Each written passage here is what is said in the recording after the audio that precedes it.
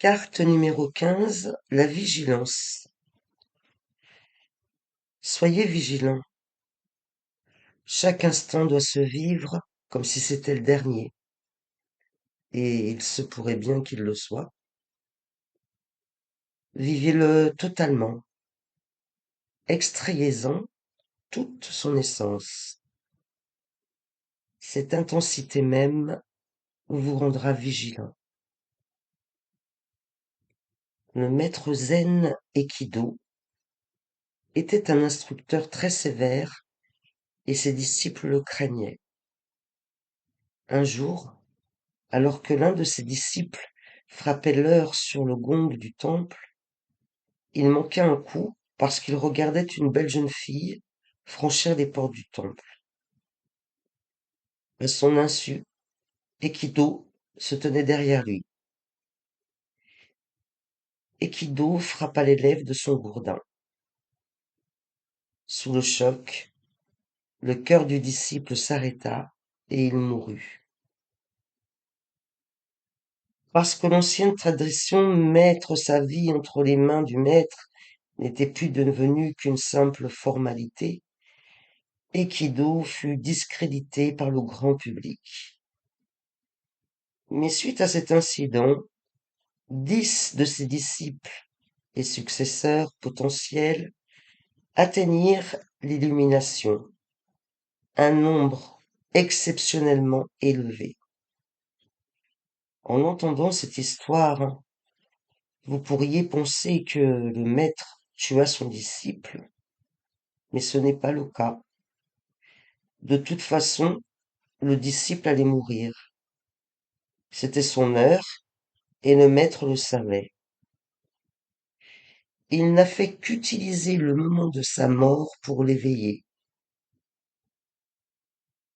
L'histoire ne le précise pas, mais les choses se passèrent ainsi. Sinon, pourquoi le maître se serait-il tenu derrière lui?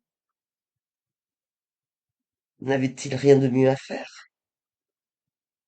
Non, rien n'était plus important à ce moment précis, parce que ce disciple allait mourir et il fallait saisir l'opportunité de sa mort.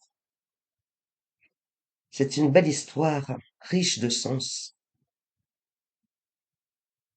Le disciple vit passer une jolie fille et toute sa vigilance disparut. Son être entier n'était plus que désir. Il voulait suivre cette fille, la posséder.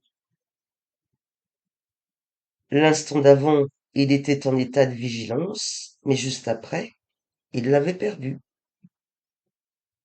Lorsqu'il frappa le gong, il était totalement attentif. Dans un monastère zen, cela fait partie de la méditation. Quoi que vous fassiez, faites-le en pleine conscience.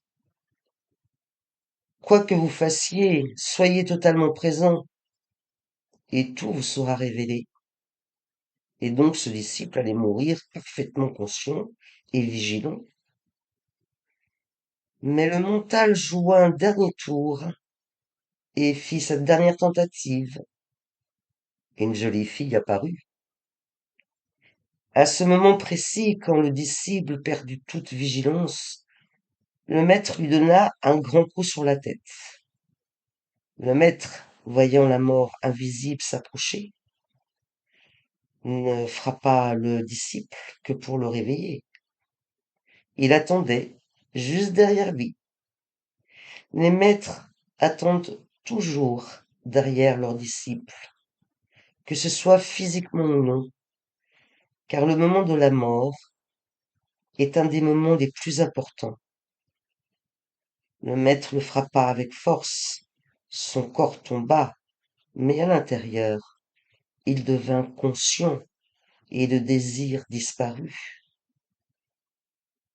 Tout désir s'effondra avec le corps, anéanti, mais il devint alerte. Il est mort dans la vigilance, et si vous pouvez être vigilant en mourant, vous vous illuminez.